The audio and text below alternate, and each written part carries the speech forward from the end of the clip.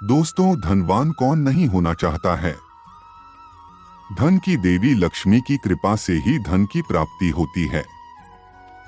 ज्योतिष शास्त्र के अनुसार ऐसे 10 शुभ संकेत मिलते हैं जिससे यह पता चलता है कि आपके घर में महालक्ष्मी जी का आगमन होगा और आपको अपार धन मिलेगा।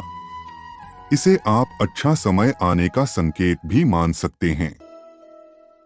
पहला संकेत, अचानक से आपके घर में काले रंग की चिंटियां आकर वर्तुल बनाकर कुछ खाने लगे तो समझ लेना कि आपके घर में महालक्ष्मी जी का आगमन होने वाला और आपको अपार धन मिलने वाला है।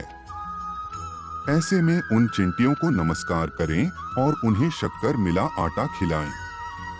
दूसरा संकेत, यदि आपके घर में कोई चिड़िया आकर घोंसला बना ले तो यह बहुत ही शुभ संकेत माना गया है। आप मान लें कि अब आपके घर में महालक्ष्मी का आगमन होने वाला है।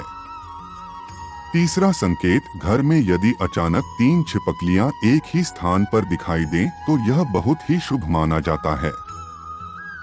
यह महालक्ष्मी जी के आगमन का संकेत है। यह भी कहते हैं कि यदि छिपकलियां एक दूसरे का पीछा करती हुई दिखाई दें तो यह घर की उन्नति का संकेत है।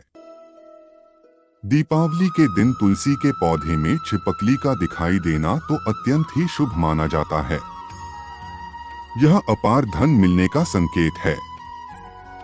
चौथा संकेत, यदि आपकी दाहिनी हथेली में लगातार खुजली हो रही है तो यह भी धन प्राप्ति का शुभ संकेत है। पांचवा संकेत, यदि सपने में झाड़ू, उल्लू, घड़ा, बंसी, हाथी, नेवला, शंख, छिपकली, तारा, सांप, गुलाब आदि दिखाई दे तो यह धन प्राप्ति का संकेत है। छठा संकेत, ऐसा कहा जाता है कि सुबह उठते ही शंख की आवाज सुनाई दे और शाम को भी सुनाई दे तो यह महालक्ष्मी के आगमन का संकेत है। सातवां संकेत, यदि आपको घर से बाहर जाते हैं गन्ना दिखाई दो तो यह भी धन प्राप्ति का संकेत है। आठवां संकेत, माँ लक्ष्मी का वाहन उल्लू आपको अपने घर के बाहर बहुत दिन से दिखाई दे रहा हो तो मान लीजिए कि आपके घर पर महालक्ष्मी का आगमन होने वाला है और आपको जल्द ही अपार धन की प्राप्ति होगी। नौवां संकेत, यदि आप किसी काम से कहीं बाहर जा रहे हो और रास्ते में कोई कुत्ता अपने मुंह में खाने वाली कोई शाकाहारी चीज या रोटी लाता हुआ दिखाई देता है तो यह इस बात की ओर संकेत करता है कि आपको कहीं से धन लाभ होने वाला है। 10वां संकेत, यदि आपको सुबह सुबह घर से बाहर निकलते ही कोई झाड़ू लगाता दिखाई दे और ऐसा लगातार कई दिनों तक चलता रहे तो समझ लें कि आप बहुत जल्द धनवान बनने वाले हैं। दोस्तों, अब बहुत जरूरी बातें। भगवान श्री कृष्ण कहते हैं, कर्मण्येवाधिकारस्ते मा फलेषु कदाचन माँ कर्मफल है तुर्भूर्मा ते संगोस्त्व कर्मणि। इस श्लोक में श्री कृष्ण कहते हैं, हे कौन्ते, तुम्हारा अधिकार सिर्फ इतना है कि तुम अपना कर्म करो, उसके फल पर तुम्हारा अधिकार नहीं है।